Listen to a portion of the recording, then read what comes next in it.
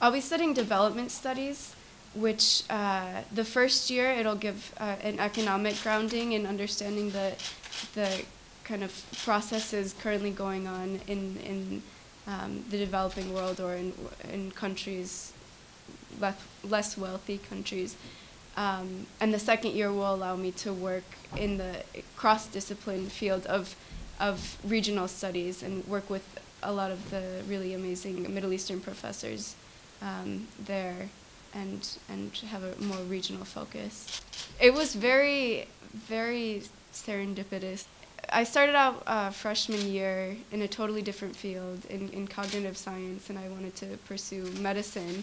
And I took a course on the history of the contemporary Middle East, really just to contextualize my understandings of reading the newspaper about the Iraq War. I didn't understand what we were doing there.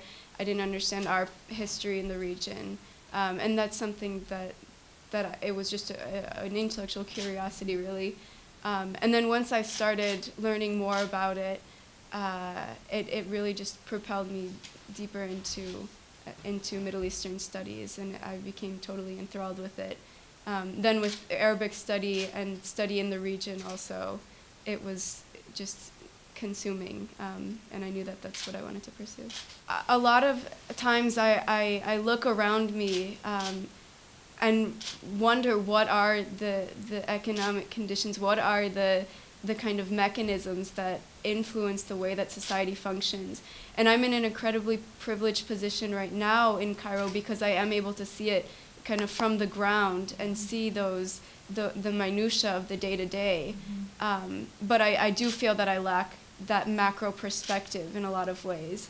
And that's what I hope to get at Oxford with development studies. And I think my time right now is really going to also enrich that period, because I do think in order to understand what's going on right now in the Middle East, you do have to have the two sides of it. I work in a transition house for school children.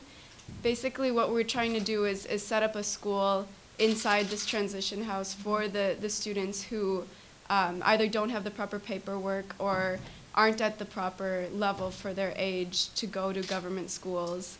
And so we work from the very beginning of recruiting the kids to the school and then integrating them into our school and kind of shaping the curriculum based on their needs. Really my whole route of what I'm doing now is largely contingent on that freshman year class that I took with Professor Petrie. He really kind of guided that transition over to Middle Eastern studies. Throughout my time at Northwestern, I've been so blessed to have amazing professors, both within the discipline and without.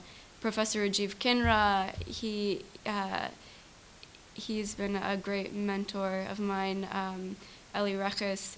There's just so many people who have both helped me in the field of Middle Eastern studies and with my intellectual pursuits, but also on a personal level of just being supportive throughout all of my endeavors. And I'm deeply grateful to all of those people.